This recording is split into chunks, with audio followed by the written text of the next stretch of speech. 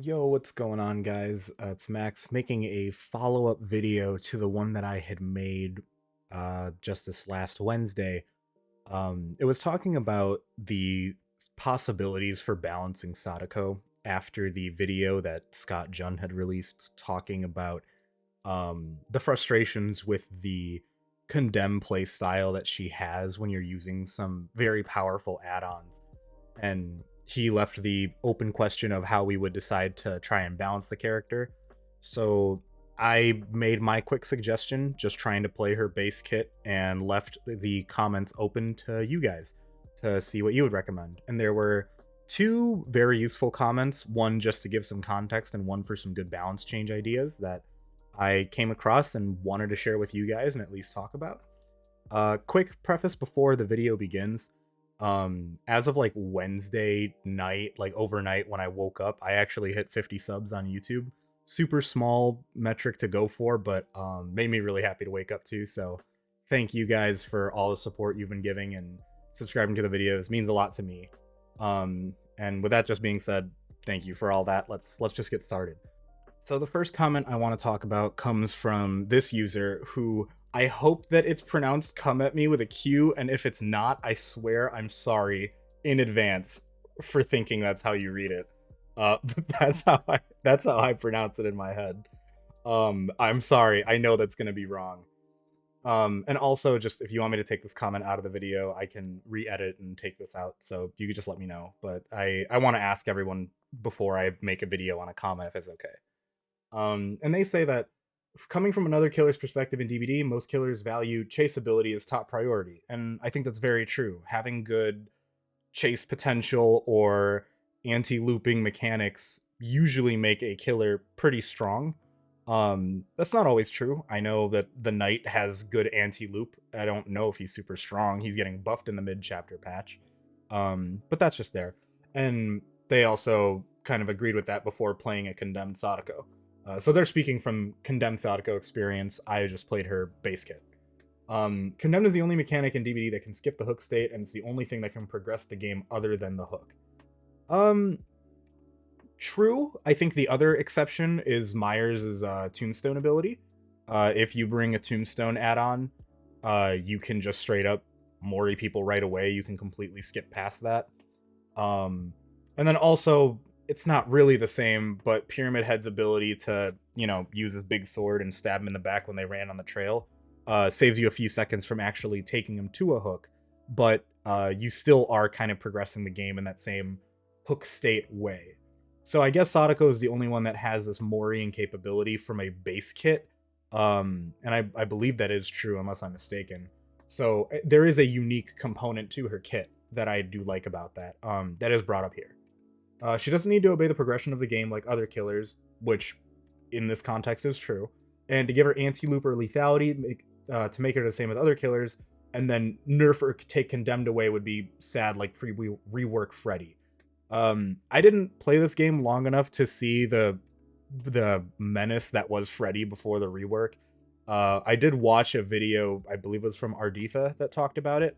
So I can't really speak much to the experience of this, but I understand fully that kind of homogenizing all of the characters into the give them some way to get more value in chase and take away a unique component isn't necessarily the best balance approach.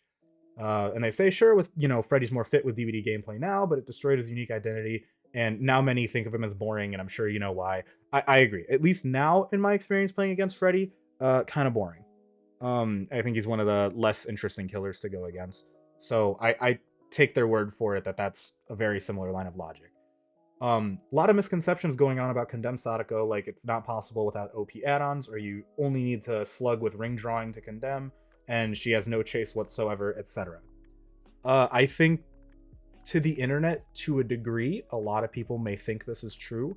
I'll admit, initially I thought that is kind of true. That it's very difficult to do so, but just as they say, there's little to no reliable resource on how to actually play it. But if you want to learn more in general or how to play her and have more experience, they suggested the content creators One Pump Willie and April Ghost, who I watched a couple videos of each of them, One Pump Willie was the one that was in reference in Scott's video, so I know they are someone who is very, very good with the condemn playstyle and utilizing the teleportation on the TVs.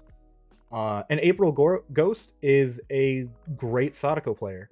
I saw videos that were a lot of goofy builds, like not necessarily the strongest add-ons.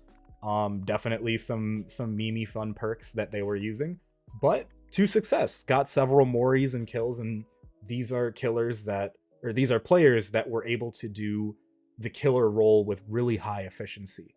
And I think I want to tie that back to this misconception thing about Condemned Sadako. Um, I think a lot of people believe you need the add-ons to make it work, but truthfully, if you are a high skilled killer, you will win a lot more of your games regardless. Partially because matchmaking is just straight not really good. It doesn't work very well in Dead by Daylight. Just for the way that soft MMR and hard MMR works, and the way that it tries to group people together. I know people are still frustrated with it, and to my understanding, they haven't made many changes. Um, but also the fact that, and I believe Scott also did kind of say this in his video too, that the Sadako Condemn playstyle in particular kind of requires a higher degree of accuracy to implement well, in the sense that when you look at someone like One Pump Willie, who in my opinion is one of the few people who've mastered really the whole Condemn playstyle and knows how to continuously apply pressure to generators and keep people off of objectives, making sure that Condemn stacks are going off.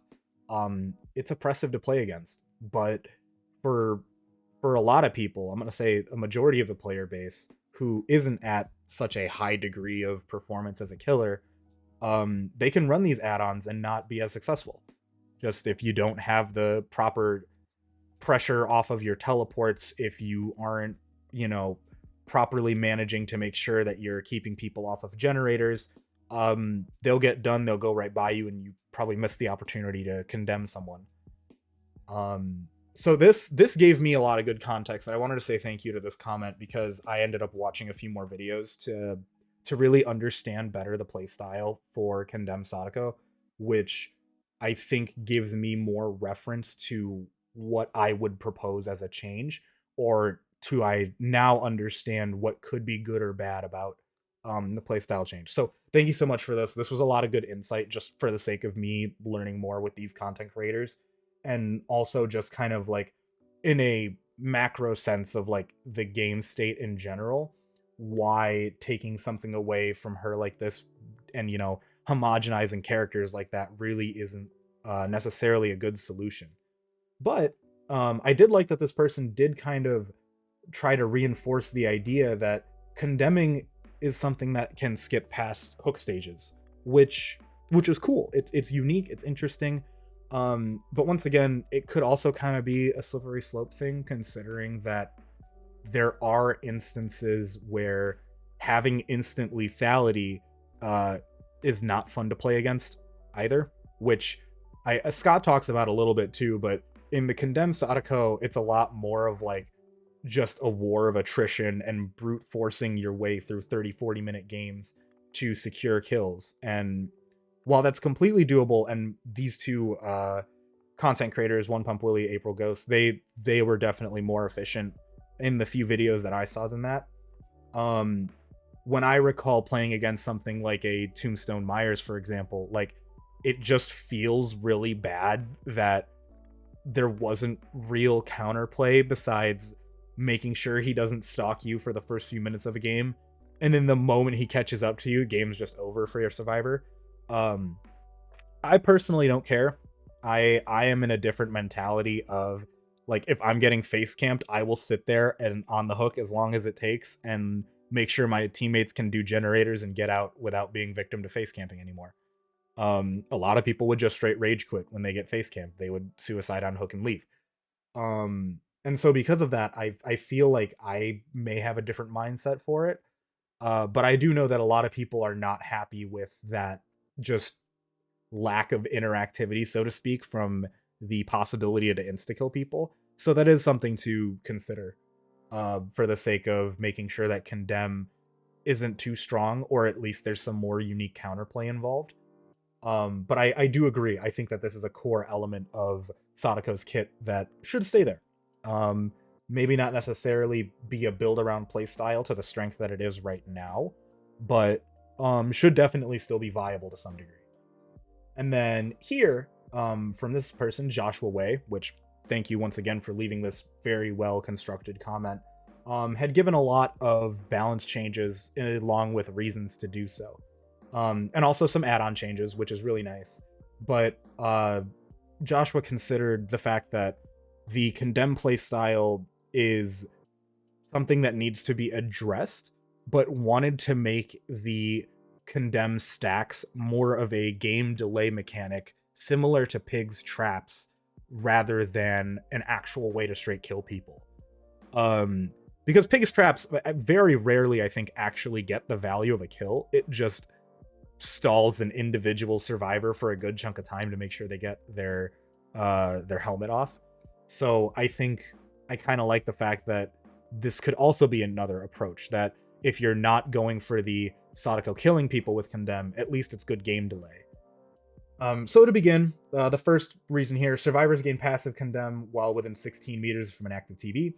They'll be faced with a unique situation when a TV is in your gen. Take a tape and deny Sadako her TP, but you're gaining more Condemns by holding the tape. So for balance, number 2, decrease the TV cooldown after using a TV teleport down to 50 seconds from 100. And the reasoning is with TVs turning on faster, she can now spread her condemnation even faster and apply more gen pressure than before. So this is now base kit more or less rewarding the fact that you are teleporting to TVs applying pressure, which after watching One Pump Willie's video, he is very, very keen and efficient on what to TP to and how to make sure you apply those stacks to people, applying pressure to gens and getting those injury states. So this is another risky thing, admittedly, but with the other changes, I think it could be a little bit more beneficial. Like, admittedly, I just like it. So the fact that these stacks are applying faster, and I am going to jump over really quick just so it is there for context. Step 9 is they want the tapes to now remove 5 bars of Condemn. And I believe it used to be, or it is currently 3 instead of 4. So there's a lot more counterplay, and really quick, the logic is, with all the new Condemn flying around, tapes now remove more to help counter it a bit. And I like that. I think if using the whole tape is actually a way to stall the game, you should be rewarded pretty heavily for going out of your way to do so. But that being said, it's a little bit risky to have a lot of TVs up at a time, but with all these changes, I do like it. Similarly, this is not a buff right here, but for number 3, increase the TV cooldown when a survivor removes the tape or turns off a TV to 75 seconds. And this is another form of counterplay that they mention, a little change to incentivize survivors to turn off the TVs, and now that she has a shorter TV teleport cooldown, you can, as a survivor, have more impact in shutting down her pressure. Also, could be a little bit, I'm not going to say it's very boring, but it could just turn into a play style of, I'm running out of time, I got to go run and put the tape away. But it's cool. I really think that this approach to Sadako of having more interactivity is good. It's just a little bit, in my opinion, it could be a little bit dicey to balance. If some people may not just, like the fact that they can't really do a whole lot outside of, well, if I can't work on the gen because I'm about to be insta-dead, I need to go and, take care of this tape. And I think, I'm not 100% sure if it's really the most efficient way to play, but it kind of reminds me of Wesker. Like, the moment you get grabbed, even though you're out of chase and you're fine, like, the moment you get to the full infection of red where you lose mobility, and your actual base movement speed goes down, like, that's one of those, I gotta go and spray myself with the axe can, like, you just actually need to respond to that, otherwise you are at a significant detriment.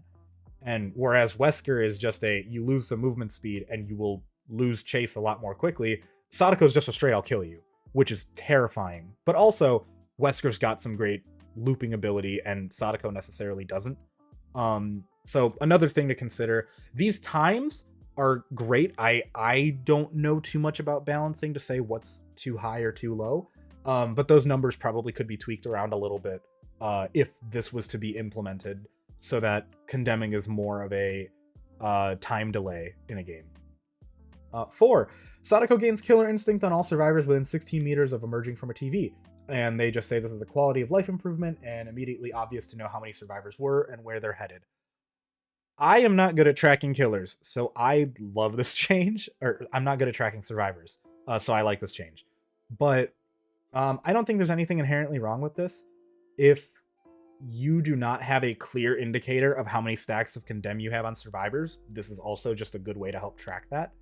But I like this. I think just straight up, that could be a change implemented right away that doesn't make a big difference, in the sense that it doesn't add any lethality to her power. It just makes you more efficient with knowing the direction you have to go out of teleporting.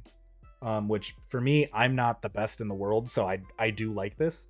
And I think even for the best of players, it's not too significant of an increase in power. It helps, but it's not so strong that I think it really breaks them for higher elo killers. It's just for, you know, someone like me who's not as good of a killer player, it brings me up to speed and kind of helps me out. So I like it.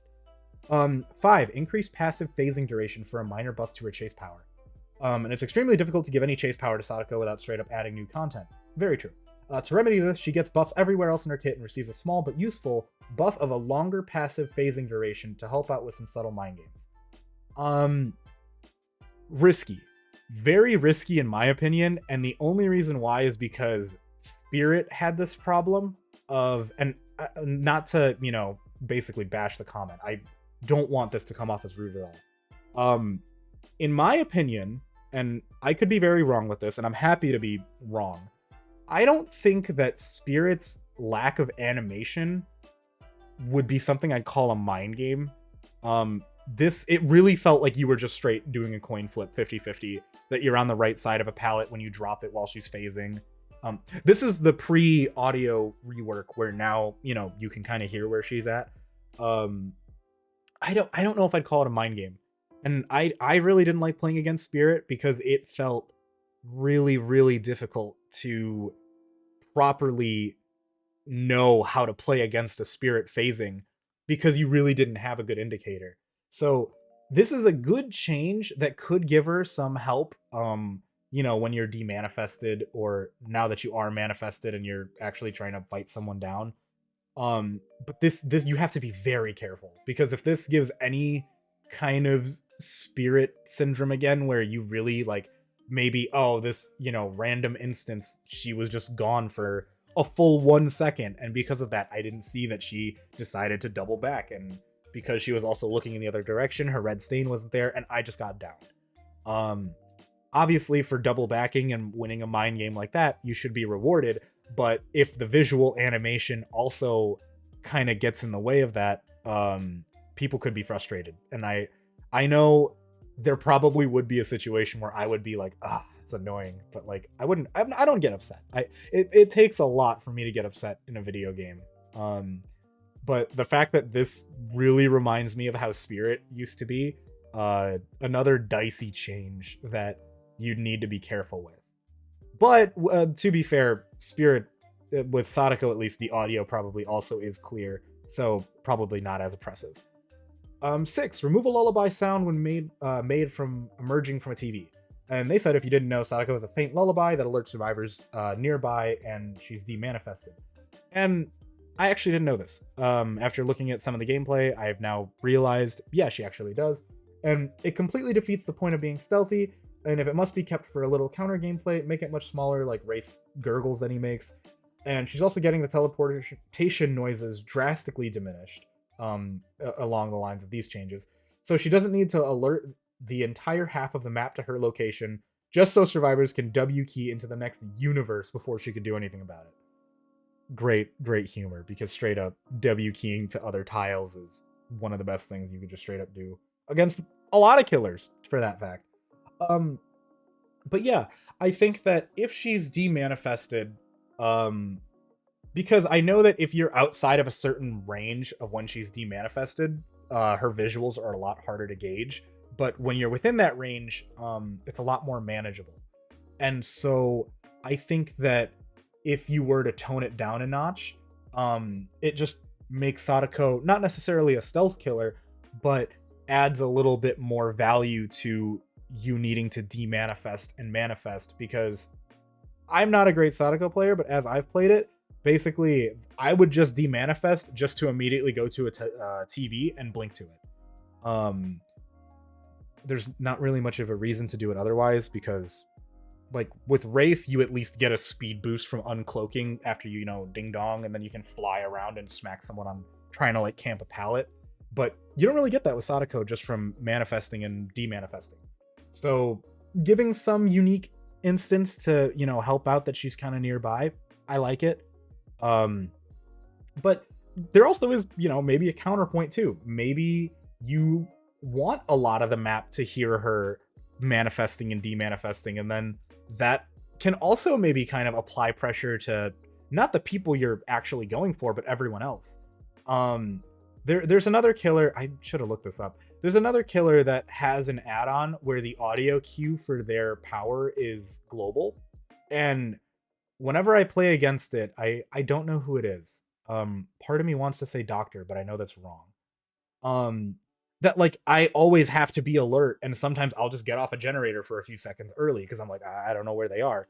But then unless I have that call out from a friend, or you know, maybe you see the little like obsession clause on the icons like showing someone's in chase, then I go back on my gen. But maybe if the audio is not directed at all, there is also somewhat built-in pressure with that audio. So two different ways to go about it. I like the fact that you could bring a stealth idea to it, or it could just be global, and maybe it's a little harder to catch up to the one guy you're going for, but maybe you don't really notice some other people are also kind of being affected by not really a mind game, but also just like I need to pay attention to this other stuff. Just something I thought of that was pretty cool. But I like the idea that they wanted to go with this stealth approach. And I actually didn't even know Wraith makes gurgling noises. I always look for the like visual distortion that Wraith has. So that's really cool. It's pretty interesting just to see that a lot of unique approaches for what to do with Sadako. 7. Survivors are now presented with 2 TVs to put their tape into instead of 1. Having 2 TVs for the survivors to choose from is just so the forbidden Sadako strat's nullified, especially with all these condemn buffs. Sorry if you hear a garbage truck on the other side of the mic, that's my fault. And with 2 TVs, she can't just outright camp one. Now, from what I saw in One Pump Willie's videos and in April Ghost's playstyle, camping TVs was not really part of the strategy, to my understanding. And maybe it is for some people. But I saw it was a lot more of TVs are constantly on. They are getting a lot of condemn stacks, usually from the ring drawing add-on, or they're actually just getting full injuries with the fingernail. And I think that was the videos I'd watched from One Pump Willie. April Ghost actually just had other fun add-ons. Like 2 of the games I watched were ring drawing. One was the Eerie videotape, but the other 2 add-ons were just kind of goofy. Like I don't think they really applied as much in the game that I wouldn't say they were problematic. So I don't know if camping them is an issue with how it is right now, but with the current balance changes proposed, yeah, sure, maybe 1 TV is just convenient to go to. You know, maybe with this fact, it's not like you have to do this 1 TV all the way in a dead zone. Something's more convenient. A little bit more dynamic counterplay with the fact that it's not just, oh, gotta run across the map to do something. So I like the change. Although, once again, I'm not sure if it's necessary, and the only reason why is, to my understanding, the Condemn build isn't about camping TVs. You teleport to them for sure, and when someone gets the full 7 stacks of Condemn, usually you see them heading to a TV that they're trying to put the tape in. So the fact that, you know, it's a pick between 2, there is a little bit more counterplay that you can't necessarily just pop up and block someone from finishing their tape to stop from dying. Like I saw April Ghost a couple times was able to find people right as their tape is going in. Like I just got there right in time and I was able to mori them. So if that's the case where you're not really camping it as much as you are monitoring, good way to add a second TV. So it's not really a mind game as much as it is a opportunity to avoid, basically just getting clapped from trying to fix your stacks. 8, decrease the time it takes survivors to insert a tape down to 1.5. And their logic is if she had max save the best for last stacks, you can't interrupt a survivor inserting a tape and interrupt them again with back-to-back M1s. This change could be implemented right now. Make it 1 second too. It doesn't even need to be that long. It's just like you want to make sure that if you are healthy and I get up to a TV, she can slap me, sure, but I should be able to get that tape in. So even if I get downed, I'm at least not getting moried. Even though this technically is a nerf to her kit, this is, I think, one of those balance changes that is like a frustrating thing to go against, and I'd be happy to say that this could get fixed right away. This is a balance change I have zero issues with, and if the save the best for last possibility can happen, make it a change. I think that's fair. I save the best for last is a very useful perk if you can build it properly. But yeah, you don't, like I said, you don't need to do the whole slugging thing, so you can still gain these stacks for sure. But I like it. And then the number 9 change they made was, once again, the whole counterplay for removing the bars. And even though I already talked about it, just as a recap, like, yeah, if you're adding a lot more, your tape should mean something when you put it away. So all of these in terms of base changes, I'm a big fan of. Definitely like the fact that this is a game delay play style for Sadako's condemn mechanic, and also tries to incorporate some of the elements for being a stealth killer and stuff. So all of these are phenomenal. Going down really quick to some of the add-on reworks that they had mentioned. The ring drawing, for those of you who don't know, this is the one where healing each other gives condemn stacks. So now it's survivors who are carrying the tape suffer from incapacitated for as long as they have the tape. Correct me if I'm wrong, and I think I'm going to be wrong, so this whole minute statement might be irrelevant. I don't think you can drop a tape when you're holding it, and not being able to control the fact that you are stuck being incapacitated is a very risky thing. And I think even if you get hooked holding a tape, you're still holding it when you're getting unhooked. So you can't even like get unhooked and immediately try to reset with people if you need to. You're just stuck being incapacitated. And I know that's not going to feel good for people. So that's a very strong keyword to chuck in that I would be a little bit alarmed about. But if you could drop the tape, then okay, sure, that's not as bad. Then maybe it's more justifiable. If you want it to be kind of spicy, maybe you could make them exhausted, so you can't really use an exhaustion perk while you're holding a tape. I know that I think it's Huntress has one of her hatchet add-ons that is it Blighted Stone? I wish I knew the names, man. I'd sound so professional if I remembered them. There's an add-on for Huntress that makes you exhausted when you get hit by a hatchet. And that's annoying to go against, but if you're not running exhaustion perk, it doesn't do anything. Although some of the strongest perks are exhaustion perks, so if you want to counter people who are playing very efficiently, or you bringing some of the best perks in the game, that could be something to deal with. So I like that. Pretty cool. Incapacitated is a scary keyword to add, so maybe exhausted. And also, if you can't drop a tape, it's a little scary. The tape editing deck. This is a remove the aspect where survivors' TVs are always furthest away from them, and change the number of survivors that start the trial of tapes down to 3 was 4. Yeah, sure. If moving to the other side of the map was kind of problematic, I didn't really see this add-on a whole lot. But if people didn't really like that, especially with the add-on changes and how this could possibly work, that's fine. And if you change the number of survivors that start the trial of tapes down to 3, maybe make it an obsession thing. Like maybe the obsession doesn't get a tape, or everyone gets a tape, but like everyone else's numbers are toned down a bit for how long it takes for them to gain stacks, but the obsession gains it faster. Just some ideas for possibly messing around. Although admittedly, this add-on I didn't see a whole lot that people were using to an oppressive degree. So I'm not sure if this one's too problematic or not. And then the Eerie videotape was decrease the number of TVs affected down to 3 and change the condition from TVs turned off. by teleportation to all off TVs. So this was the if you smack someone within a duration of getting out from a TV, other TVs you've previously teleported to turn on, but now this is just all the TVs that are off. Um, I like this.